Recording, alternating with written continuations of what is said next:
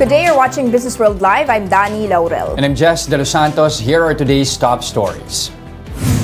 President Bongbong Marcos and economic managers throw their weight behind the legislative proposal to create a sovereign wealth fund. Finance Chief Ben Jokno says the Maharlika Wealth Fund will adhere to the principles of transparency and accountability. The Bangko Sentral says inflation may have breached 8% in November. The government plans to raise up to $3 billion from the issuance of dollar-denominated retail treasury bonds in the first quarter of next year. And the Bangko Sentral launches Billspayph. That's a new digital payment channel as part of ongoing efforts to digitalize the country's retail payments landscape.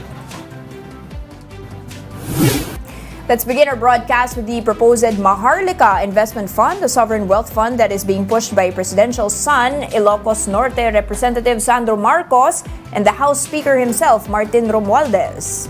Finance Chief Ben Jokno says the proposal has the backing of economic managers, and he assures the public that the measure will adhere to the principles of good governance and transparency. Marian Enriquez with the rest of the story.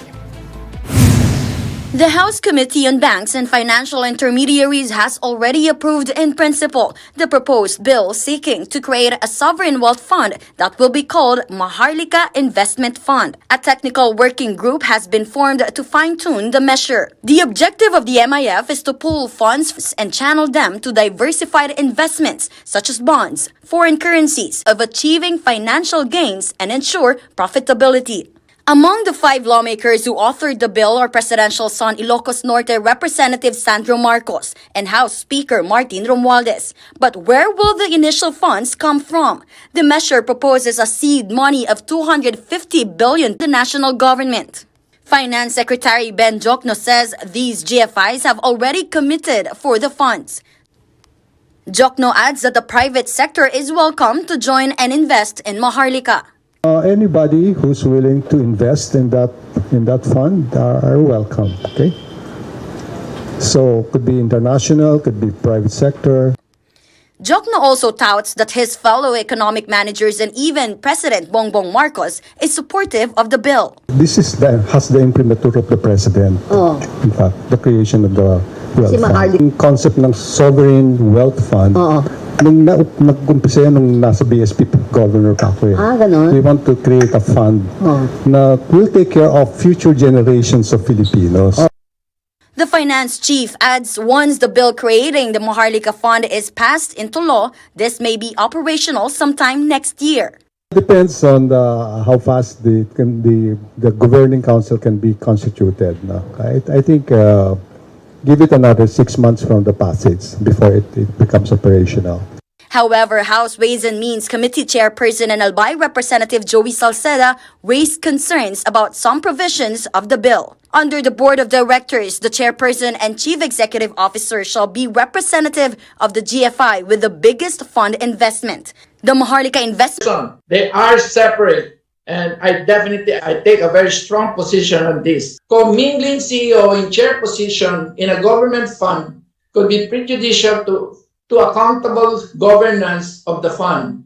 Jokno says the proposed Maharlika Investment Corporation that will oversee the management of the Sovereign Wealth Fund must be independent and should not be identified with the sitting president. Sabi ko, just make sure that it is not identified with the president. So that whoever is the president, marian lang siya, but he cannot meddle with the use of the fund. You really have to have a governing council that is totally out of government. Private sector lahat. Private sector. Pero I think as Secretary of Finance is a member of that. Just one member. For News 5, Marian Enriquez, we are One News. The government plans on launching a US dollar retail treasury bond issue in the first quarter of 2023. Finance Chief Ben Jokno says the Treasury Bureau is finalizing the terms of the first retail dollar-denominated issuance under the Marcos administration. According to Diokno, the issue is expected to raise around $3 billion depending on demand from OFWs. The issue aims to boost funding for government programs in years so investors could enjoy tax-free windfall from their investments. Now, despite rising interest rates, bank lending expanded in October at the fastest pace in nearly 4 years. The Bangko Sentral reports that outstanding loans by big banks jumped by 13.9% year-on-year in October to 10.5 trillion pesos. This was slightly faster than the 13.4% loan growth recorded in September.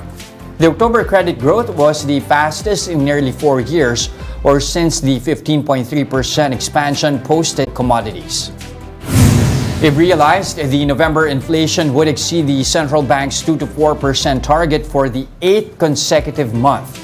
Headline inflation stood at 7.7% in October, the fastest in nearly 14 years.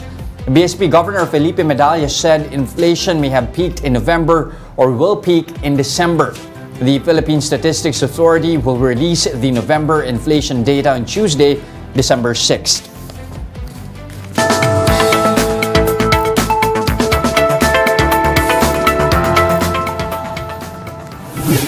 We circle back to our top story. Is it really high time for the country to create its own sovereign wealth fund, or are we fools rushing in? Let's get insights from John Paulo Rivera, economist from the Asian Institute of Management. Paulo, good day. Thank you for joining us.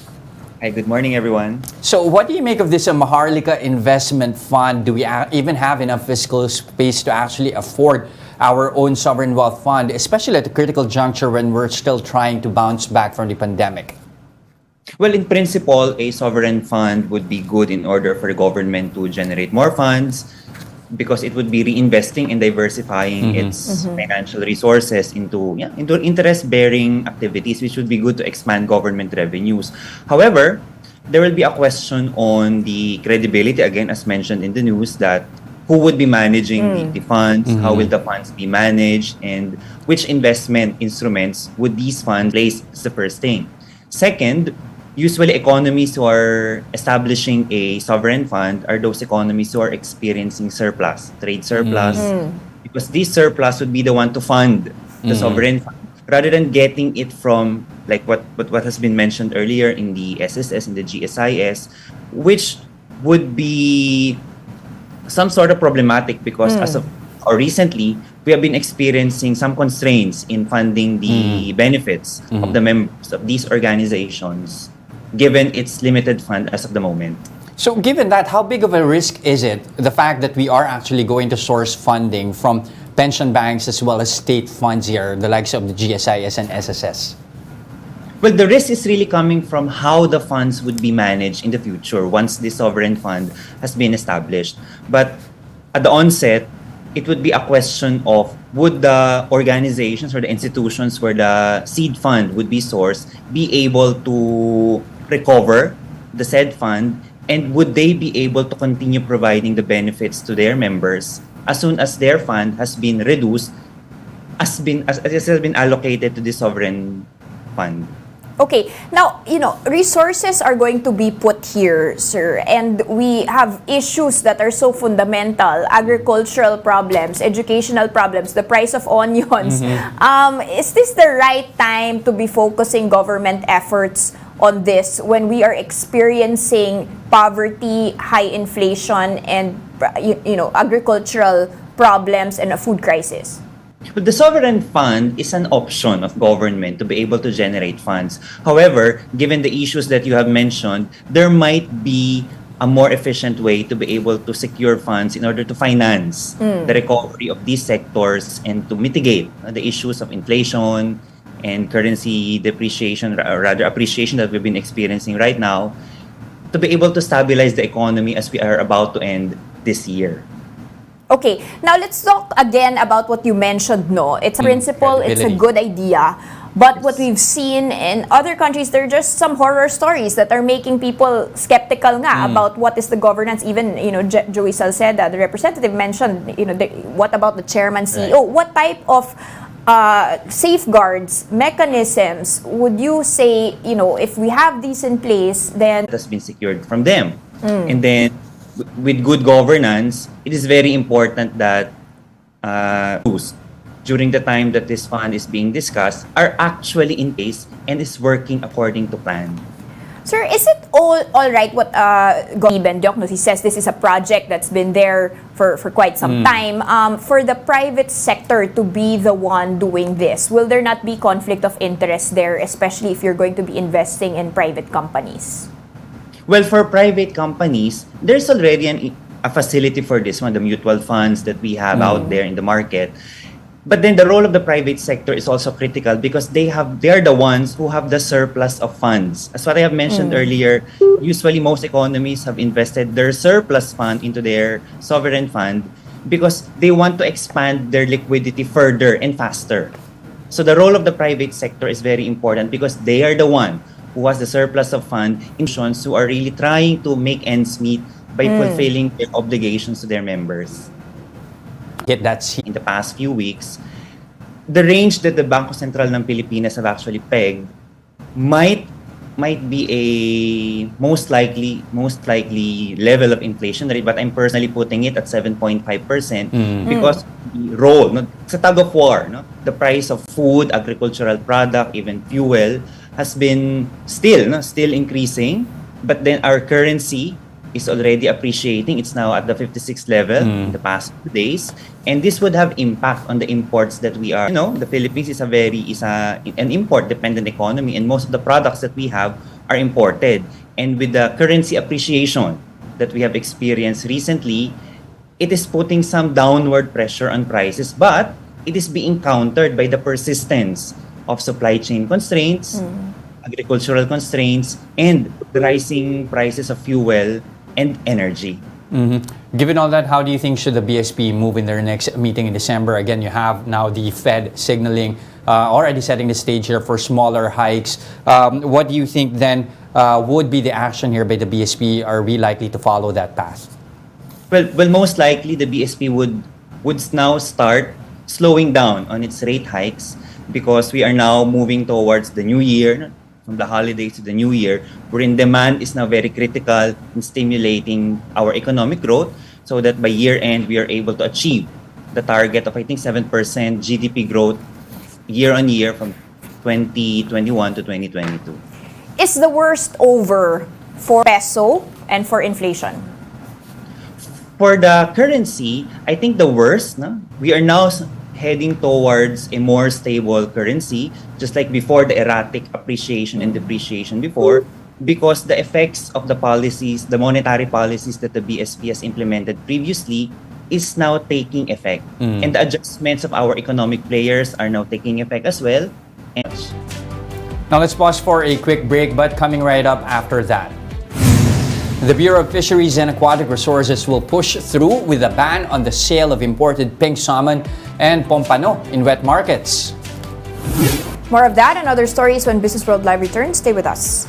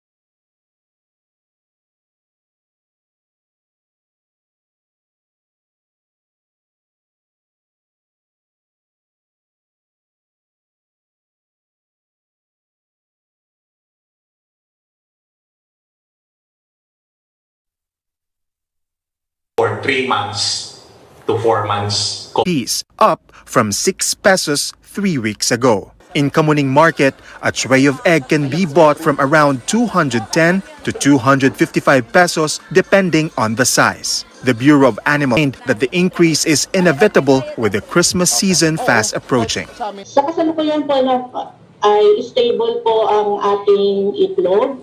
Pero tulad po ng ibang pagkain, inaasahan ko na tataas ang demand sa itlog kasi ang bread, cakes at ibang pastries ay in demand sa mga handaan, lalo na po sa Pasko at Bagong Taon. For News 5, Gio Robles, we are One News. The Agriculture Department has temporarily banned the importation of poultry products from Japan, Hungary, and California due to the threat of bird flu. The DA temporarily prohibits imported domestic and wild birds as well as poultry, meat, chicks, and eggs. The DA has also suspended the application and issuance of import and sanitary clearances for these products. The DA says it will allow the entry of shipments from Japan and Hungary that are in transit or have arrived in ports. However, the agency says the products should have been slaughtered or processed before October 12. Vendors only have 3 days left to sell out their stocks before the Fisheries Bureau implements the ban on selling imported fish like pink salmon and pompano in wet markets. The looming crackdown, however, did not sit well with some senators as they asked why the BFAR has only decided to implement now an order from 1999. Gio Robles with the report. Starting December 4, the Bureau of Fisheries and Aquatic Resources will confiscate pompano, pink salmon, and other imported fish products in wet markets. That's why vendors like Arlene have no choice but to make sure that they could sell off their entire stock. Mga suke, pampano, 3 piraso na lang, hanggang teres na lang yan. Wala na tayong mabebenta niya, wala na tayong makukuhanan. Pinagbawal na sa amin. But local vendors found an ally in some senators who slammed the BFAR for the delayed implementation of the Fisheries Administrative Order 195. In his privileged speech yesterday, Senator Rafi Tulfo asked the BFAR why it took them decades to implement FAO 195, which was released in 1999. He also questioned why the order exempts institutional buyers, including hotels and restaurants, suggesting that the issuance is anti-poor. Pagsisibakin niya siguro yung mga tao dyan sa BFAR, marami sa kanila siguro, sa sobrang katamaran, baka may kalyo ng mga puwit nila sa kaupo. At siguro nagsilakihan yung kanilang mga tiyan dahil sa kanilang katamaran. For its part, the Bureau says that while it respects the senator's sentiments, it insists that the order must be followed at least for the meantime. But the BFAR notes it's still possible for it to be amended. Hindi naman po imposible na hindi ito maamyendahan, ano po. Pero it has to undergo the process being specified by law na kailangan dumaan po ito sa consultation with the National Fisheries and Aquatic Resources Management Council. Senator Francis Tolentino believes the ban is discriminating against consumers and wet market vendors. Nakakapagtaka bakit ngayong binan yung poultry, ito namang nabanggit nyo kagaya ng pampano, Madam President, Your Honor, pinagbabawal din na makarating sa ating mga consumers. So hindi kaya, hindi lang, I agree with you, Your Honor, discriminatory, hindi kaya pang gigipit na talaga ito doon sa ilan nating mga consumers ngayong Kapaskuhan, lalo na yung mahihirap. In its defense, the BFAR says that this is not the first time such policies were implemented. May mga similar actions or measures po na ginawa in the past pertaining to the implementation of this particular policy. For News 5, Gio Robles, we are One News.